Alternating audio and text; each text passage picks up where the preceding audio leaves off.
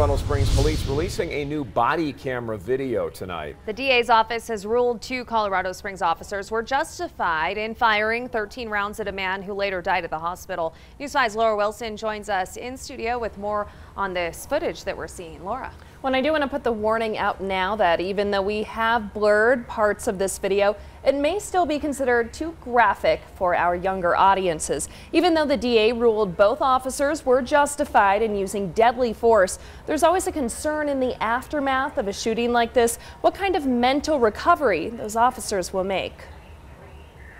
You're gonna get tased! He's reaching! He's reaching! What started as an attempted arrest of a man wanted on a misdemeanor theft charge ended with his death.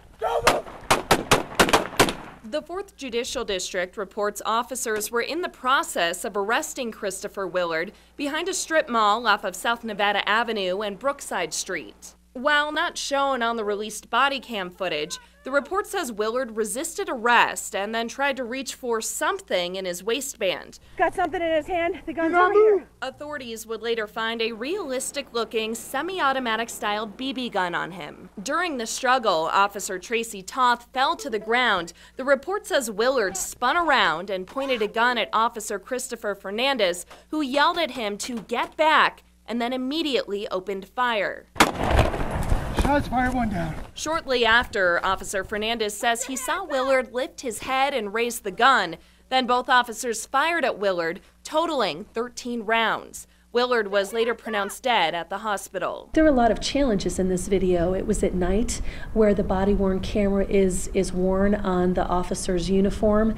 If an arm or something crosses in front of that, obviously you're not going to see anything. Another thing she says you don't see on camera is the emotion the officers felt in the moments before they fired their weapons. The El Paso County Sheriff's Office says this situation can be difficult to recover from. The knowledge of taking a life and a shooting that you are involved in that takes a life are two very, very different things.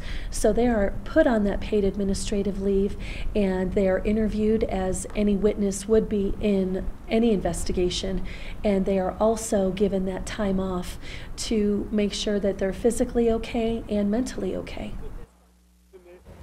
And the Colorado Springs Police Department says both of those officers have returned to work. CSPD declined to do an interview about that rehabilitation process for officers after an incident like this, saying they could not comment on the investigation.